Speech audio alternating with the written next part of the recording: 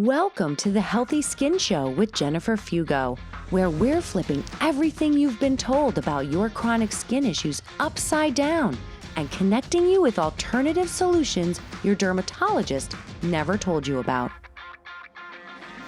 Welcome back to episode number 297 of the Healthy Skin Show. In today's episode, we are going to dive into trauma and how that can manifest for those who are going through chronic skin problems. This interview is a long time coming because I have been desperately seeking someone to come on the show for well over a year now to join us about this topic. And to be honest with you, I really struggled to find someone who was available to talk. And eventually, recently, I was connected with my guest today, Dr. MaryCatherine McDonald, who not only has written an amazing book, which I absolutely loved, but she also has a really interesting reframe of the trauma response in general and what it means for your body, for your mind, as well as how we can see ourselves from a much different perspective within that response that you may be experiencing. My guest today, MaryCatherine McDonald, she's also known as MC, is a research professor and life coach who specializes in the psychology of trauma, stress, and resilience. She's been researching, lecturing, and publishing on the neuroscience, psychology, and lived experience of trauma and stress since beginning her PhD in 2009. And she's passionate about destigmatizing trauma, stress, and mental health issues in general, as well as reframing our understanding of trauma in order to better understand and treat it. And her book, Unbroken, The Trauma Response is Never Wrong, is an incredible read that I highly recommend and is now available. So without further ado, let's dive into today's conversation. Thank you so much, MaryCatherine, for being here today. I am honestly over the moon, thrilled to have you as a guest on the Healthy Skin Show. Yay. Thank you so much for having me. I've been so looking forward to getting to talk to you. So you are here because you are the first person. I don't mind admitting this to the audience. Some of you who follow me on Instagram already know you're the first expert on trauma that agreed to come on the show. And I've been searching for somebody for a year and a half, and I am so appreciative that you're here. And I know my listeners are really excited as well. And one of the things that I think it was the timing, right? And it was all the things, and, you wrote this amazing book called Unbroken, The Trauma Response is Never Wrong. And I have struggled with reading different books on trauma because I get partway through, they're so heavy, they're so depressing. I mean, I know. Listen, I have trauma. I know it's hard, but then I'm trying to read a book that's making it feel like this insurmountable mountain that I just cannot continue. And so a lot of times I can't finish reading these books. And yours was literally the first trauma book that I was able to not only just make it through, but I actually enjoyed and learned a lot in the process, which is why I am so glad that you were amenable to coming and talking about this. So with that being said, why is it that these books, why is it that we're seeing these trauma books that are so heavy and so difficult when people want to have this conversation, but yet, I don't know, as for the regular person, it just seems too hard to get through? Yeah, no, and I think that's absolutely true. So many clients and students that I've had the exact same comment that they pick something up. They're so excited. The Body Keeps the Score is a great example, which I love that book, but it's very textbook and it can also be triggering. And there's not a lot of practical advice or guidance about what you should do as you're reading it to help ground yourself and what might come up. And I think it's a great question. Why is it like that? I think part of it is the fact that the history of the study of trauma is very episodic. And so instead of having this sustained study since the 1800s, we've had these peaks and then these huge valleys and big chunks of time where no one is really kind of allowed to talk about trauma because it becomes sort of taboo. And so I think that that's at least part of what creates a weird space for us to talk about trauma. And one of the things that I see that I'm really working against, I'm kind of devoting my life to this, is this idea that the only way you can talk about trauma is in a textbook style. And the only place you can talk about trauma is within a therapist's office. And the only kinds of stories we can hear about trauma are clinical case studies. Because I think that it's really critical that we all get to a better understanding of what trauma is and how to heal from it, and that we understand that trauma healing can happen in many different ways and not just in a clinical space. And so I'm so glad to hear, it's such a huge compliment that you felt that way about the book, because that's exactly why I wrote it that way. I wanted to kind of enter the conversation, but in a more accessible way. Yeah, and I would agree. Accessible is a really great word for it, because the trauma that I'm personally working through, there's so much shame around it. And I think most people, if you point out a kind of reaction that they have that you might suspect could be trauma associated, I might not use the right terms here, but might be associated with some sort of past issue, like they feel really embarrassed. People shut down, they feel ashamed. Like why is it that why do we associate trauma, or maybe even the trauma response, with shame? I think that's a great question. We've inherited this understanding of trauma that comes from shame and bad science. When researchers in the 1800s and then again after the First World War, when they couldn't really get any traction when it came to understanding and categorizing trauma, often what they ended up doing was shaming the patient and saying, okay, we have a subgroup of patients that is healing, and then there's you guys, and you guys aren't healing. And so we're going to sort of, assume, because of ego on behalf of the clinician, that it's your fault, that you are broken, that there's something wrong with you that has nothing to do with what you've been through. And, the study of trauma begins with the study of hysteria, which was this old ancient belief that, that number one, trauma only impacted women. And number two, that the reason that these symptoms happened was because the uterus went wandering all over the body, which sounds like I made that up, but I did not. So, to be traumatized was to be feminine and weak and disordered. And then when soldiers started coming home with those same symptoms, researchers were like, okay, well, it's obviously not the uterus, but we still carried with it that idea of shame and, feminine weakness, like that stop being a girl. And when they would develop these treatment modalities that worked on some people and not others, they would just say that the people that it didn't work on, it was their fault. And so we just have inherited this belief that to have these responses means that you're broken. And the science has caught up with it and understands that that is not at all true. The trauma response is a sign of adaptation. It's a sign of strength. It's not at all a sign of brokenness. It's the opposite.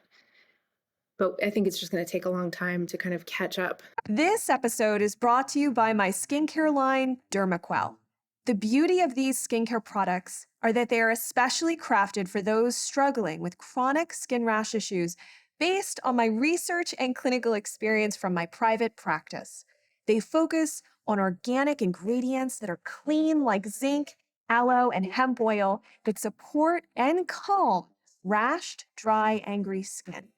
There's no unnecessary chemicals or additives that can further dry out your skin or mess with your hormones. And I'm so excited for you to add these creams into your routine. Check them out at quellshop.com and use the coupon code GET15OFF to get 15% off your first order. I'll put a link in the description below. And now let's jump back to the video. Yeah. And the one thing that really struck me about the book was this conversation about that it could be almost like protective in some way. Can you talk a little bit about that? Yeah. So the trauma response is a set of default responses that we kind of come into the world with, that are designed to kick in when we get to extreme overwhelm because there's an outside threat that is threatening our life. And so you have fight, flight, and freeze. When your system sees something and thinks, okay, I can fight it, then it goes into the fight response. When it says, oh, I don't think I can fight that, but I think I can get away, it goes into flee. And then when it says, I can't fight that and I can't get away, so think of the example of a child who has an abusive parent or a neglectful parent. You can't get away and you certainly can't fight. Then you freeze. And these responses are designed to keep you alive. They are adaptive and evolutionary responses that are there so that we, number one, feel less pain in a moment like that. Number two, we're less likely to die. And so those responses are adaptive. There's like an incredible life force underneath those responses. And the symptoms that they cause when they get sort of switched on and stay on are absolutely distressing. I never mean to say that the trauma response isn't upsetting, because it certainly is. But when we understand that it comes from adaptation and strength and that kind of the system's will to survive, then we can peel away the shame. And when we peel away the shame, then we can start to have some mastery over the responses once they get kicked off and intervene.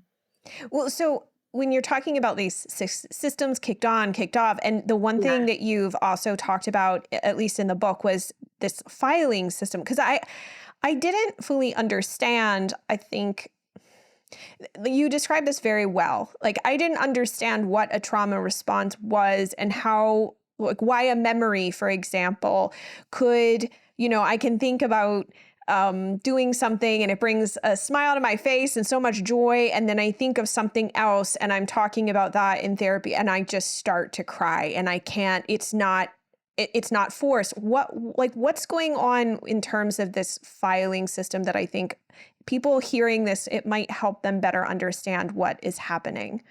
Yes, this is the thing I always say that I want to Pixar. Like, if I won the lottery, I would drive immediately to Pixar and be like, I have an idea. Let's do this. I have all this money. Because I think that if we can understand memory, we can understand ourselves. And the way that I picture this is that so your brain has a structure that's called the hippocampus, which is like a big filing room. And that's where all of your long-term memories are stored.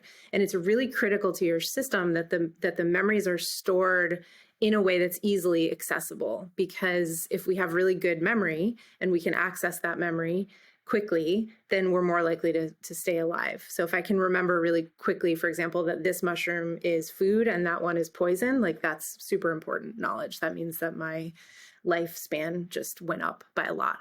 And so again, that's an evolutionary thing that we need.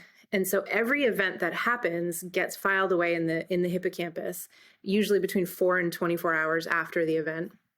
And each memory has 3 things. So if you imagine a file folder, on one side of the file folder, there's a narrative. It has a beginning, middle, and end.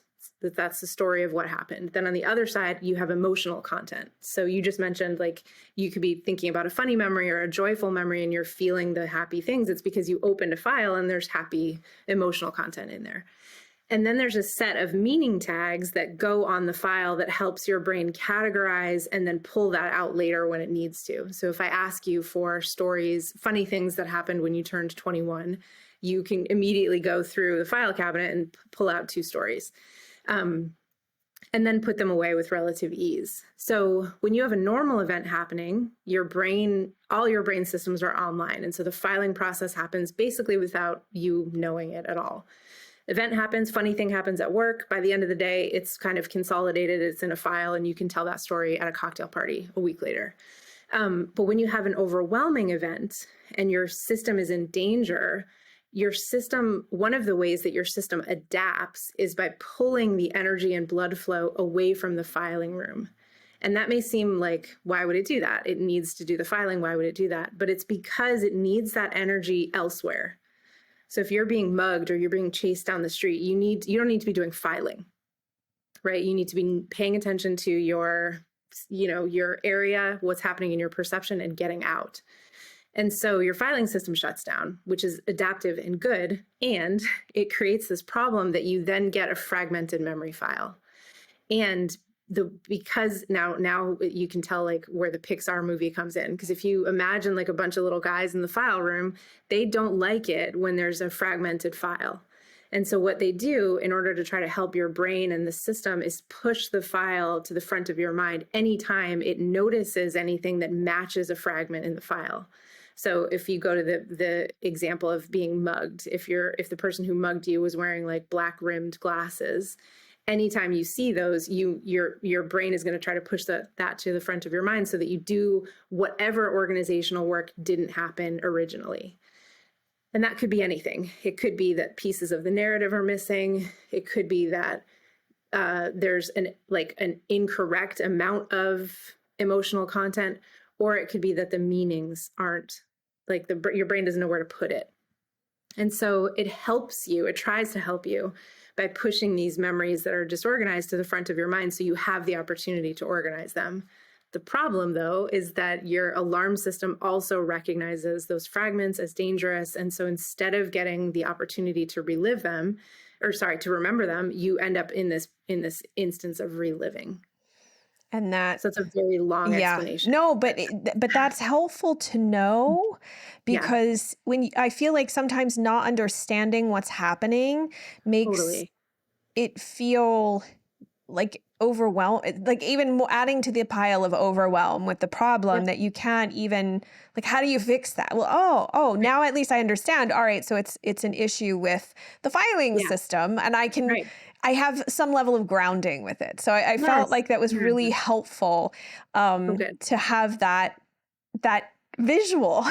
Yeah. Oh, good. I'm glad. It was. And so I'm curious, can you touch on, obviously my audience is primarily people who have had health issues. Many have chronic skin problems, varying in severity. Some still have them. Some have perhaps healed from them, but still have an interest in them. I also have practitioners and medical professionals that listen to the show. Is it possible for past trauma to actually impact health issues that you experience at a future date?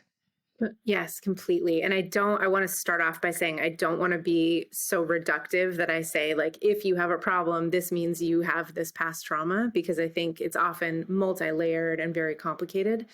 But what we do know is that, so when you're overwhelmed to the point of being potentially traumatized, but this is also true in the case of extreme stress, your stress response system activates.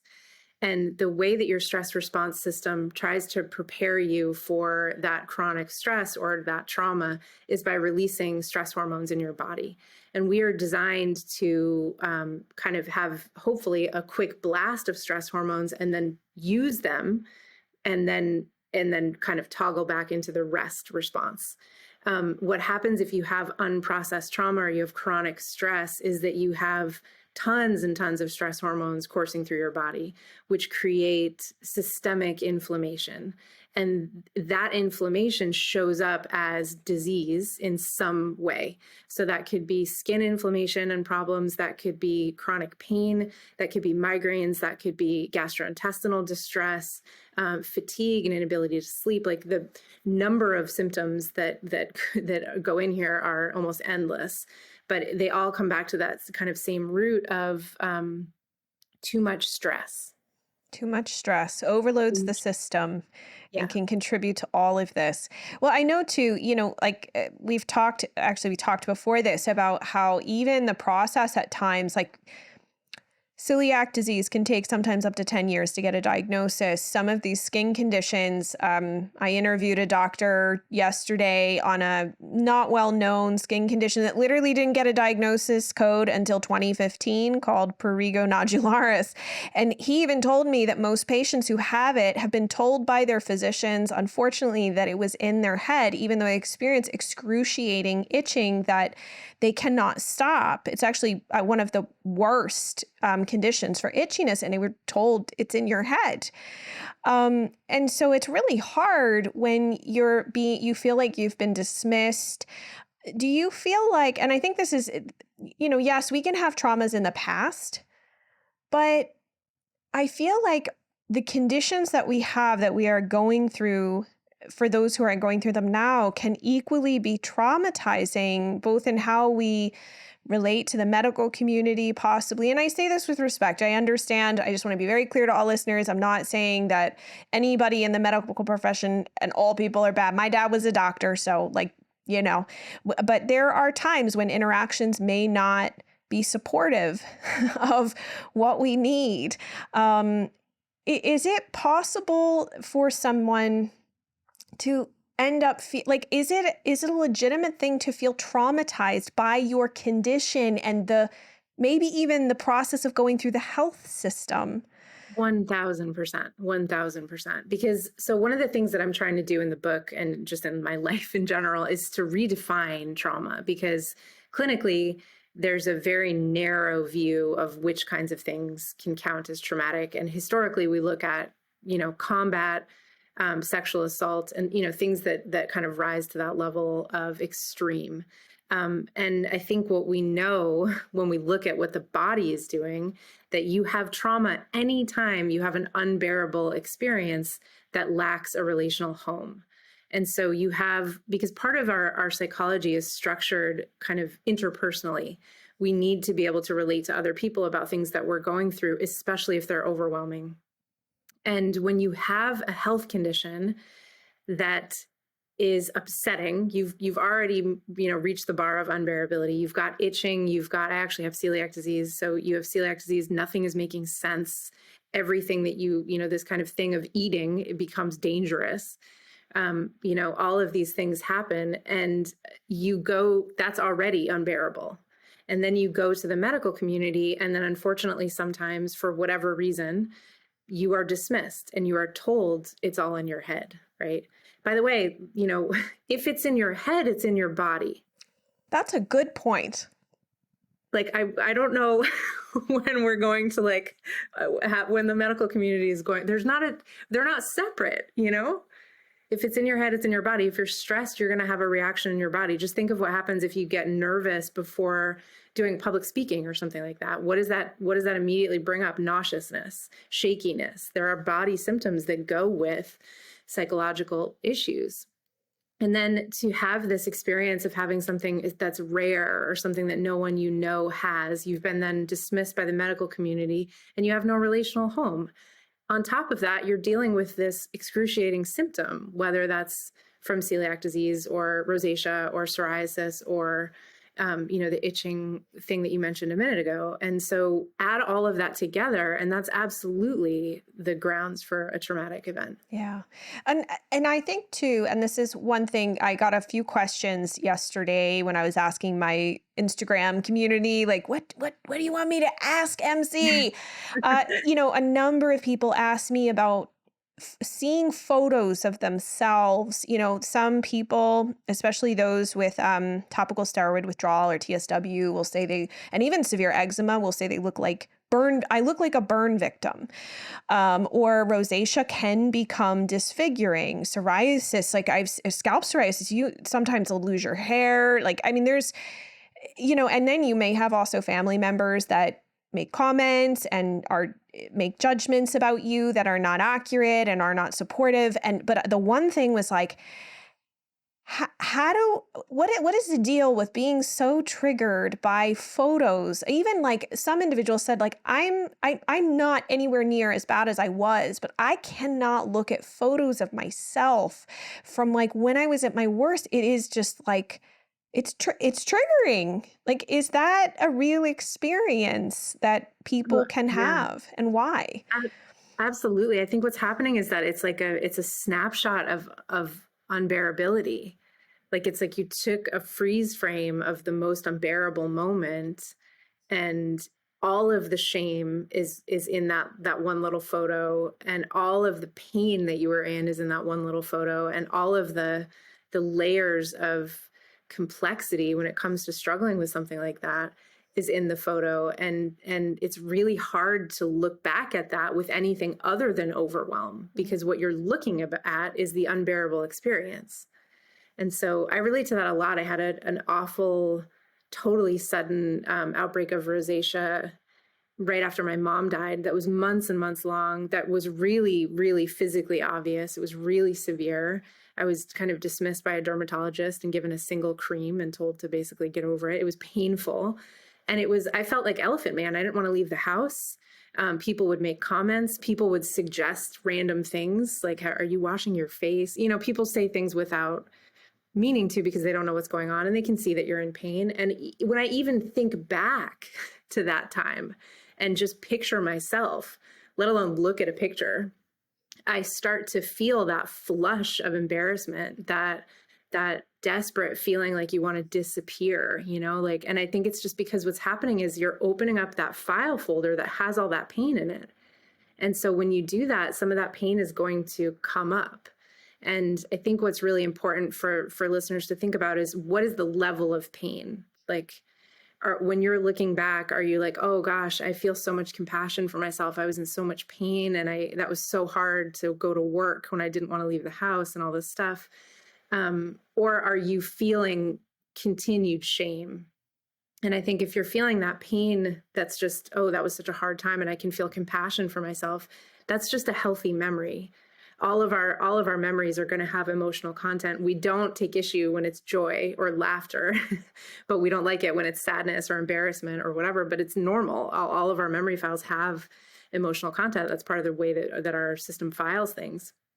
But if you're feeling this shame that's then making you feel in the moment ashamed of yourself, and you're kind of entering back into that space, and you find yourself like not wanting to go out for the next couple of days because of it, even though you're in a different position than you were back then that's a suggestion, that's kind of an indicator or light that something needs to be processed. There's some pieces of overwhelm that need to be looked back over with someone who can help you bear that pain. Yeah.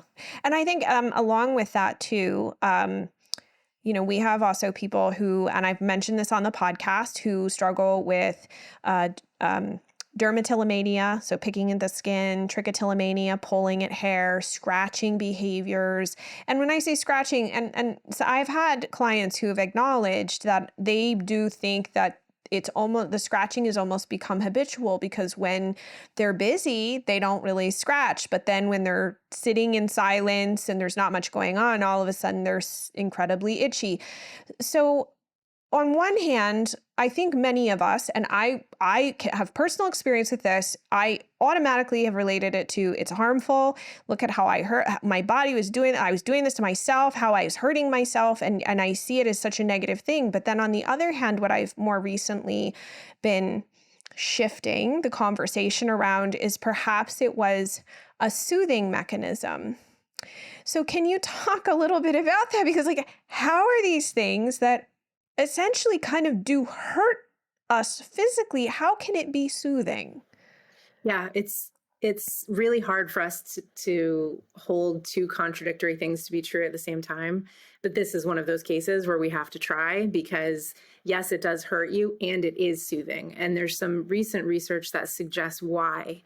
And this is also true of folks who engage in cutting and are sort of experiencing a desire for pain that seems like, why would I want to cause myself pain? One of the ideas is that when you have pain, you get an instant release of opioids in your body. And so those are happy chemicals that make you feel good. And so sometimes we pick, and I relate to this too. I'm a skin picker, and it's been and I used to be made fun of relentlessly by my mom for it, because it wasn't, I don't think it was recognized at the time in the 80s as a soothing behavior. She was like, you're a freak and everyone can see it, which, thanks, Mom. Like, that's helpful. But what's happening is that you need, your system needs a little bit of the happy chemicals. And so you're creating a little bit of pain so that you can get those happy chemicals and kind of even your system back out. The other thing that pain does is it brings you into your body. So if you're someone who tends to disconnect or dissociate when you're feeling really anxious or freaked out, the little bit of pain that you experience when you're picking or pulling can bring you back into your body and be very soothing and almost grounding. It's almost like kind of a mindfulness practice. Which isn't to say that it isn't harmful, it is, but I think when we understand that it's an adaptation that comes from a legitimate need, and that it's actually kind of brilliant that we reach for these things without any cognitive knowing, then we have a ton of data. We peel away the shame and we can say, okay, what kinds of things can I do for myself that give me that same benefit without scarring or without hair loss?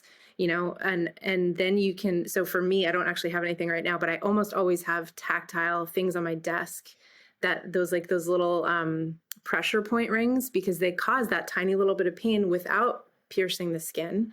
but they give you the soothing moment, the mindfulness, the release of the positive chemicals without getting the negative effect.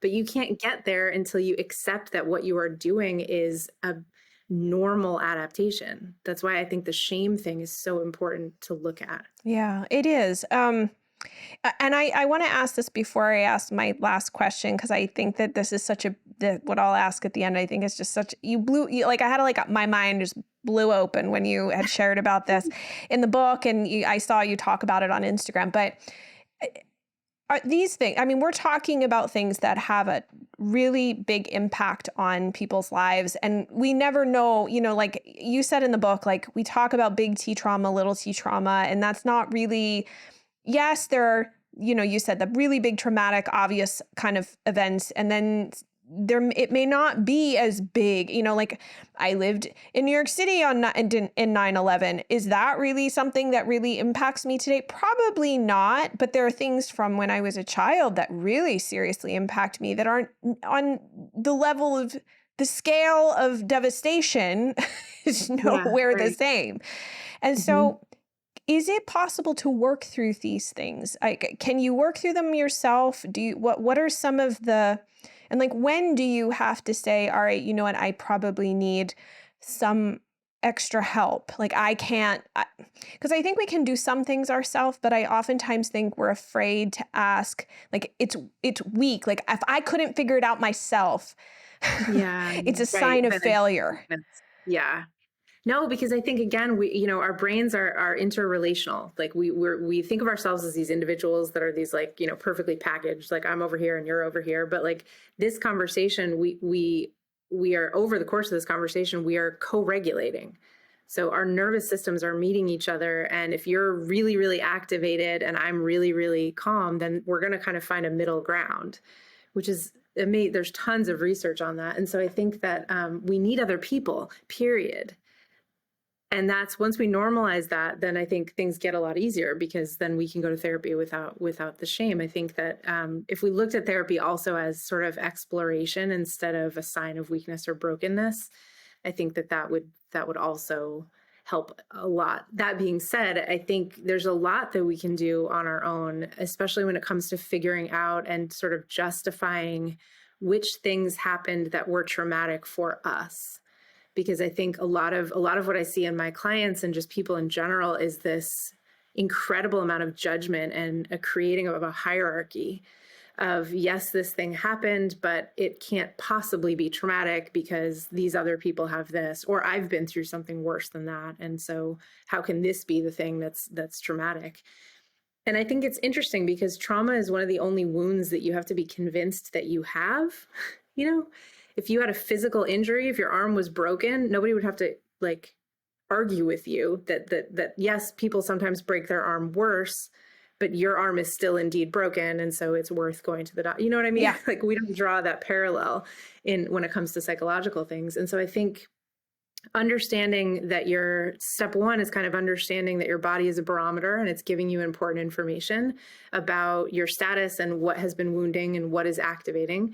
And then two, validating that, trying to peel away some of the shame, and then figuring out where you need other people's intervention. Where do you need a therapist? Where do you need a friend? How else can you fill out a support system that's not just one thing? Because I think sometimes we swing to the other extreme and we say, if I've had trauma, the only place I can talk about it is in therapy. I can't talk to my friends. I can't talk to my family. I can't talk to anybody else.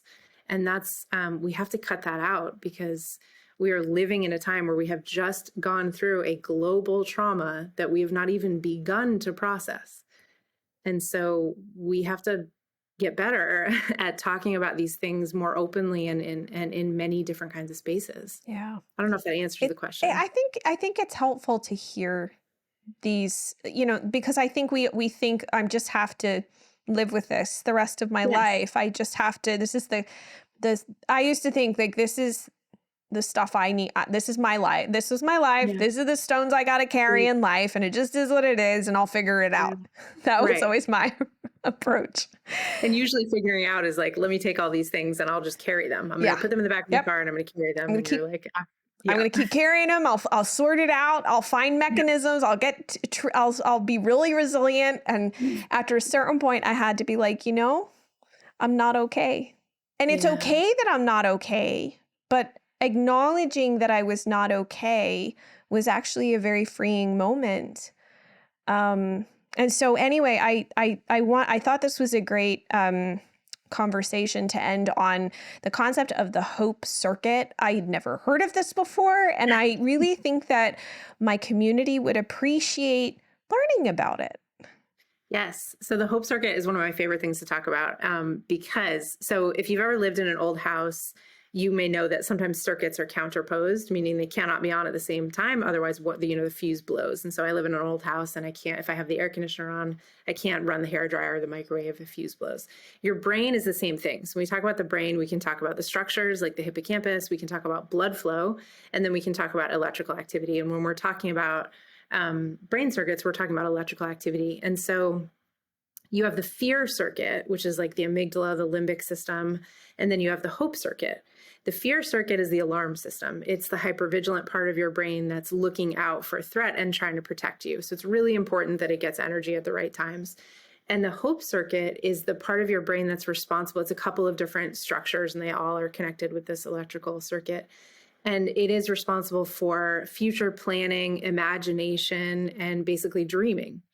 And so the cool thing about the hope circuit and the fear circuit is that they're counterposed.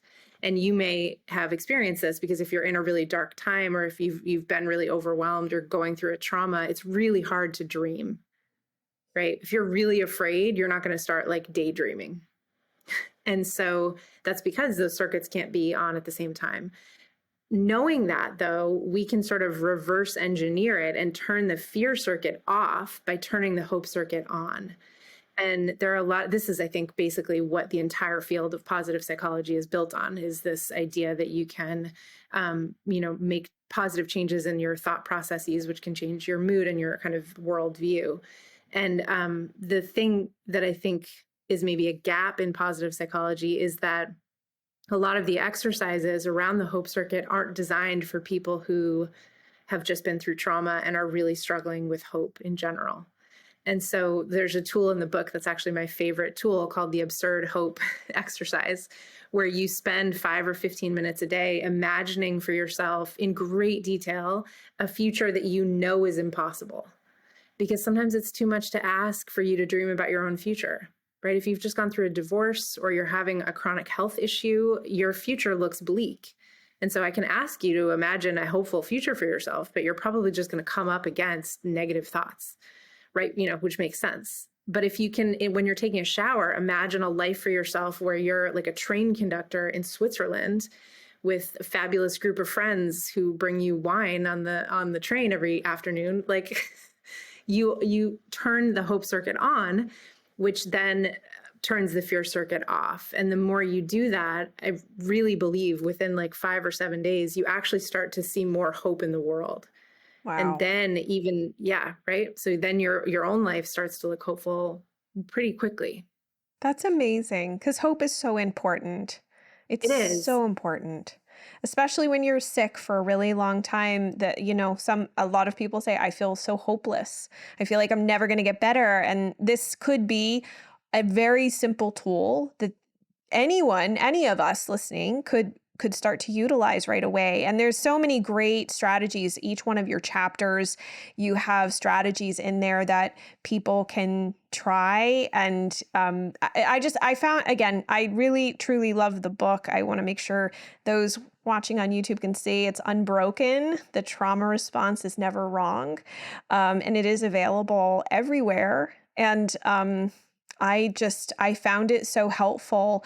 That's why I wanted to have this conversation with you today, because I think that the reframing of trauma, this is the first time where I was like, I'm excited. Like, isn't that weird to be like, I'm excited to talk about trauma? But like, I felt like you made it accessible, and it felt like it wasn't about how bad it is and how awful and how I'm going to cry, and how it was reframing all of these ideas and concepts and notions that I've had, probably partly due to reading some very heavy, dense, dark textbooks now that I come to learn about it, and made it very accessible to see what I may have been experiencing or what I may be working through someone else's story, which is also really powerful. So each chapter has a client story, and those were really fun to write because I got to bring my clients and their experiences to life. Yeah. And it was so great. So everybody can find you on Instagram. You've got a TikTok. Both are mc.phd, and then your website is alchemycoaching.life. And I'll make sure to put all the links into the show notes so everybody can find you. And I know you're doing like book clubs and all sorts of things so people can connect with you and possibly work with you to varying degree. I know that you're pretty busy, but I'm so grateful that you're doing this work, and I'm so deeply appreciative that you were willing to join us today. Thank you so much for having me. It's been great. I truly hope that you have enjoyed this conversation as much as I have, and I am deeply excited to have MC back on the show in the future. Don't worry, her and I have talked about plenty of new information around trauma and skin issues, especially because she understands this personally, of things that we can discuss and share here with you to help you, not only while you're in the process of healing, but also what happens once you have healed, because those trauma wounds don't necessarily just disappear simply because your skin improves. And I'm so grateful to have her back on the show in the future. Don't worry, we are working on a new date. In the meantime, if you'd love to check out the references and anything else we've discussed, especially getting access to a quick link to her book, which again, seriously guys, 5 stars from me. I read the whole thing while I was on vacation. I absolutely loved it. You can head on over to the show notes at skinterrupt.com/297, and you can leave your questions and comments there so we can keep that conversation going. And if you haven't done so yet, make sure to head on over to your podcast platform, rate and review the Healthy Skin Show, and share why you have found the show so valuable. I know there's someone out there who your review would mean so much to them, and they would be eternally grateful.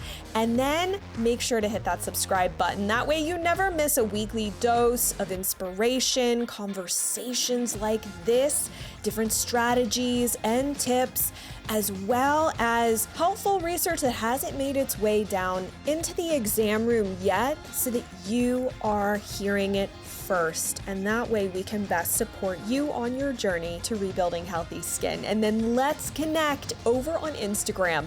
I'm at Jennifer Fugo. Thanks so much for tuning in, and I look forward to diving deeper with you in the next episode.